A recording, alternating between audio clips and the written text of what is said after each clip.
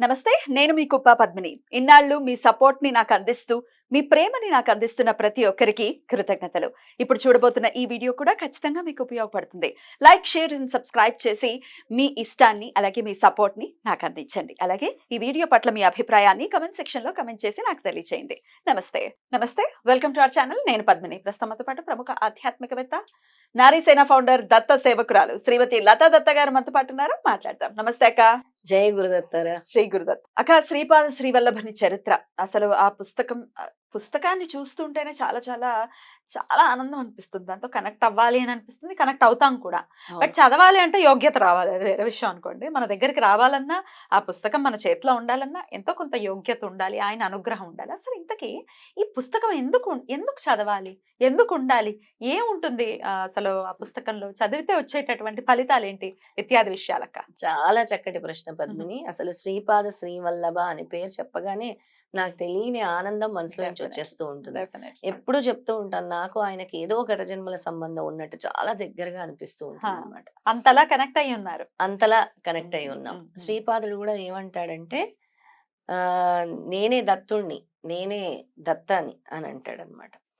నేనే దత్త అంటే దత్త ఉపాసన, నేనే శ్రీపాదుడిని అంటే నేనే శ్రీపాదుడిని అని అనేవారు అనమాట శ్రీపాదులు.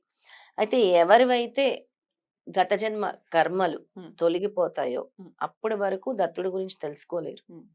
గత జన్మ పాప కర్మలు ఏవైతే ఇంకా చాలా అంటే భరించి భరించి భరించి కర్మలు చివరకు ఆ కర్మలన్నీ అంటే ఇంకా కర్మ నేను భరించలేకున్నాను అన్నప్పుడు కొంతమందికి స్వామి పరిచయం అవుతారు. ఇంకొంతమందికి పరితపించే వారికి అంటే నేను దత్తుడు కోసము తెలుసుకోవాలి, దత్తుడు నీ గురించి నేను పూర్తి వివరాలు నాకు కావాలి అంటే వాళ్ళ కర్మలు తొందరగా తొలగిపోయాయి అనుకోవచ్చు మనం.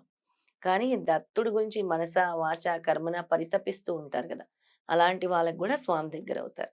కానీ చాలా మంది విషయాల్లో వాళ్ళ కర్మలు పరిపక్వం అయ్యే వరకు కూడా స్వామి దగ్గరికి రారు. అంటే గత జన్మ కర్మలు అంతెందుకు పద్మిని, నాకే ఎన్నోసార్లు శ్రీపాద శ్రీవల్లభ చరితామృతం చదివితే ఎన్నో ఆటంకాలు కలిగజేశారు స్వామి. అవునా? ఎన్నో ఆటంకాలు గతంలో. ఎట్లాంటి ఆటంకాలు వస్తాయి చెప్పండి? మనం స్టార్ట్ చేయగానే అనుకోని అర్జెంట్ పని పడుతూ ఉంటుంది. లేదంటే ఎట్లాంటి పనులు అంటే అంటే ఎట్లాంటి పనులు మనం స్టార్ట్ చేస్తాము ఒక సంకల్పంతో, తప్పకుండా అక్కడ ఆ రోజు వెళ్ళాలి, అటెండ్ అవ్వాలి. ఏదైనా అక్కడ మన సైన్ ఉండాలి. ఇంకా సమయం లేదు, అక్కడికి వెళ్ళాలి, ఎమర్జెన్సీగా అటెండ్ అవ్వాలి. ఏదైనా ఎవరిదైనా హెల్త్ కండిషన్ అవ్వచ్చు, ఎవరైనా ఇదవ్వటం అవ్వచ్చు, ఎవరైనా కాలం చేసి ఉండొచ్చు. అలాంటి అలాంటివి కూడా వస్తాయి. లేదా మనకుండే ఉమెన్ ప్రాబ్లం రావచ్చు.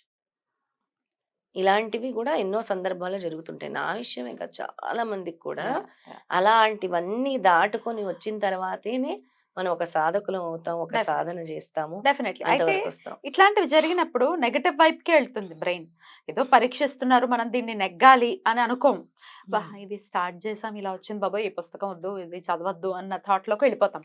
అంటే స్వామి మాయ డెఫినెట్ గా కదా. మాయ అంటే నీకు క్లియర్ గా హింట్ ఇస్తున్నాడు, నువ్వు చదవాలి అని అంటే ఇంకా నీ కర్మలు మిగిలి ఉన్నాయి, అప్పుడే నీకు సమయం రాలేదు, ఇంకాస్త గట్టిగా పట్టుకోవాలి. అప్పుడు ఇంకా నువ్వు నన్ను గట్టిగా పట్టుకోవాలి, నా నామస్మరణ చేయాలి, సిద్ధమంగళ స్తోత్రం చదువుకోవాలి, దత్తస్తవం చదువుకోవాలి. ఇవన్నీ రోజు కంటిన్యూ నువ్వు చేసిన తర్వాతే నేను నీ దగ్గరకు వస్తాను అనే సంకేతాలు స్వామిస్తారు. ఒక్కసారి ఆయనను పట్టుకున్న తర్వాత ప్రతి స్పందనలు కూడా ఆయన నుంచి వస్తూనే ఉంటాయి, ప్రతి చోట. అంతవరకు దత్తాత్రేయ క్షేత్రాలు ఉన్నాయా అని కూడా ఎవరికి తెలియదు. అడుగడుగున దత్తుడు కనబడుతూనే ఉంటాడు. ఎప్పుడైతే ఆయన్ని పట్టుకోవటం మొదలు పెడితే శ్రీపాదుని గాని దత్తుడిని గాని శ్రీపాద శ్రీవల్లభ చరితామృతము గనక మీ ఇంట్లో పెట్టుకుంటే ఆ రోజు నుంచి మీ ఇంట్లో శుభశకునాలు మొదలవుతాయి, ఒక పాజిటివ్ వైబ్రేషన్స్ అనేవి మీ ఇంట్లో మొదలవబోతున్నాయి అనే సూచన. గుర్తుపెట్టుకోండి, దాన్ని భద్రపరచుకోండి, దాన్ని ఒక అద్భుతమైన గ్రంథంగా మీ దగ్గర పెట్టుకోండి. ఎందుకు అనంటే శంకర్ భట్ తనకి శ్రీపాద శ్రీవల్లభ స్వామికి తన జీవితంలో జరిగినటువంటి అనుభవాలు, తన స్వామిని చేరుకోవటానికి తను పరితపించినటువంటి విషయాలన్నీ కూడా అందులో పొందుపరిచి శ్రీపాద శ్రీవల్లభ స్వామి జననం నుంచి ఆయన కురవపురం క్షేత్రంలో ఉండి అంతర్ధానం అయిపోయే విషయాలన్నీ కూడా అందులో పొందుపరిచారు. మన గురు చరిత్రలో అయితే చెప్పుకుంటామో అలాగే ఇందులో కూడా కర్మకాండ, భక్తికాండ, అలాగే జ్ఞానకాండ కూడా ఉన్నాయి. ఈ 3 కూడా ఉంటాయి. ఇవి చదవటం వల్లే మీ కర్మలు కూడా ఇంకా మిగిలున్న కర్మలు కూడా తొలగుతాయి. హ్మ్. అంటే ఇంకా ఒక దశ వచ్చేస్తది. ఒక పీరియడ్ వచ్చేస్తది. ఇంక నేను ఇంక నా వల్ల కాదు. నాకేంటి దారి అన్నప్పుడు గూడా ఒక్కోసారి ఈ గ్రంథం మనకు పరిచయం అవుతది. బ్యూటిఫుల్. బ్యూటిఫుల్. సో, ఖచ్చితంగా ఉండాలి. ఉండాలి. ఇంట్లో మనం ఖచ్చితంగా మీ చదివేటటువంటి పూజ ప్రయత్నం గదిలో చేయాలి. రైట్.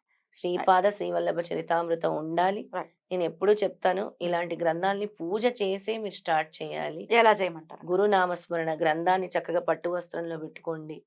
దీపారాధన చేసుకోండి. దేవుడి గది శుభ్రం చేసుకోండి. హ్మ్. చరిత్ర పారాయణం చేస్తున్నాము అనంటే దేవుడి గది మొత్తం శుభ్రం చేసుకోండి. హ్మ్. తర్వాత ఆ చరిత్రను అక్కడ పెట్టి పసుపు, కుంకుమ, అక్షింతలతో పూజించండి.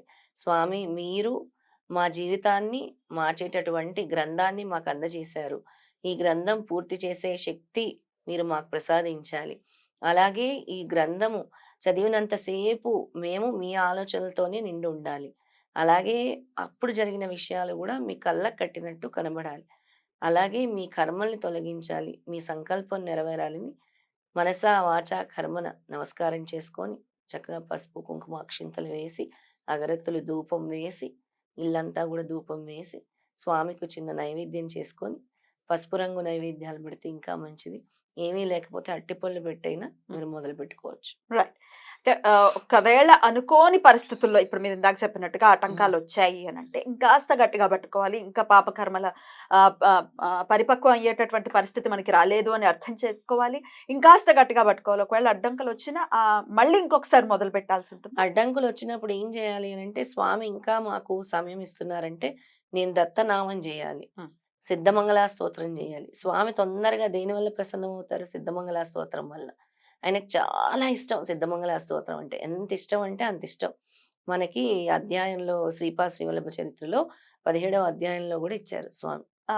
సిద్ధమంగళ స్తోత్రం సిద్ధమంగళ గురించా? స్తోత్రం ఓహ్! గురించి. ఓహ్! హుహు. చాలా క్లియర్‌గా సిద్ధమంగళ స్తోత్రం ఉంటుందందులో. హ్మ్. హ్మ్. చరిత్రలో ఉంటుంది. హ్మ్. మనం చెప్పింది అందులో నుంచి తీసే జెప్పాం. అది ఎంత మిరాక్యులస్ స్తోత్రం అంటే స్వామిని మిమ్మల్ని చాలా తొందరగా మిమ్మల్ని స్వామి దగ్గరికి చేరుస్తుంది. రైట్. వాటి పర్మిషన్ గూడా మీకప్పుడొస్తుందనమాట. చదివే డెఫినెట్లీ. పర్మిషన్ కూడా. డెఫినెట్లీ. అయితే నిత్య దైనందిన జీవితంలో ఇదొక భాగం అయిపోవాలి. పొద్దున పూజ చేసుకునేటప్పుడు చదువుకోవాలి. అవును. రాత్రి పడుకునే ముందు కూడా చదువుకోవాలని చెప్తూ ఉంటారు. అవును. చాలా చదువుకోవచ్చా? మంచిది. రాత్రి హ్మ్. పడుకునేటప్పుడు గూడా హ్మ్. మీరు ఒక అధ్యాయం చదువుకోవచ్చు. హ్మ్. లేదంటే శ్రీపాదుడిది సిద్ధమంగళ స్తోత్రం చదువుకోవచ్చు. రైట్. అయితే ఈ నాన్ వెజిటేరియన్స్ ఉన్నవాళ్ళు డెఫినిట్‌గా మేము తినేసామండి. మరి సిద్ధమంగళ స్తోత్రం రాత్రి పడుకునే ముందు చదువుకోవచ్చా అన్న డౌట్ వస్తుంది. అప్పుడు నాన్ వెజిటేరియన్స్ అవాయిడ్ చేయాలి దాన్ని. అబార్ట్ చేయాలి. తిన్న రోజు మాత్రం అవాయిడ్ చేసేయండి హ్మ్. అని చెప్తాను. హ్మ్. హ్మ్. తిన్న రోజు చదవకండి దయచేసి. హ్మ్. ఎందుకంటే దత్తుడికి, నాన్ వెజ్‌కి చాలా దూరం హ్మ్. ఉంది. హ్మ్. తినకూడదు. అస్సలు తినకూడదు, తిని చెయ్యకూడదు. చెయ్యకూడదు. హ్మ్. హ్మ్. అలాంటి రోజు మానేయండి. హ్మ్. హ్మ్. తర్వాత మిగతా రోజులన్నీ చేసుకోండి. రైట్. ప్రాబ్లమ్ లేదు. అయితే ఈ శ్రీపాద శ్రీవల్లభ చరిత్రలో చాలా అద్భుతమైన విషయాలు ఉంటాయి పద్మిని. హ్మ్. ఒకసారి మొత్తం కూడా విషమ పరిస్థితి వచ్చేస్తుంది. పిఠాపురంని పీఠికాపురం అంటారు అందులో.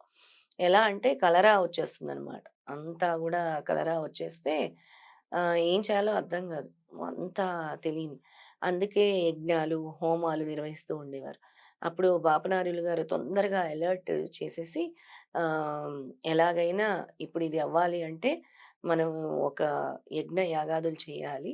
అది వెళ్ళి వర్షం కురవాలి. అందులోనే ఈ క్రిమకీటకాలు సంహరించాలి అని చెప్పి ఆయన ఒక స్మరణ అంటే ఒక యజ్ఞ యాగాల గురించి ఆయన మొదలుపెట్టేసి ఒక సంకల్పం అంటే ఈ వ్యాధి నుంచి నిర్మూలన అవ్వాలి. ఈ పిఠాపురం మొత్తం అని వెంటనే ఆయన చేసిన తర్వాత వాన కురుస్తుంది. ఆ వాన కురుస్తున్నంత సేపు కూడా ఆయన ఆ మంత్రాన్ని పట్టుకుంటారు. హ్మ్. వెంటనే ఈ పెద్ద పెద్దవి తీసుకెళ్ళి పెడతారు వర్షంలో. హ్మ్. ఆ విషక్రిములు అన్నీ కూడా అందులో పడతాయంట. బా విషక్రిములు పడేవందులో.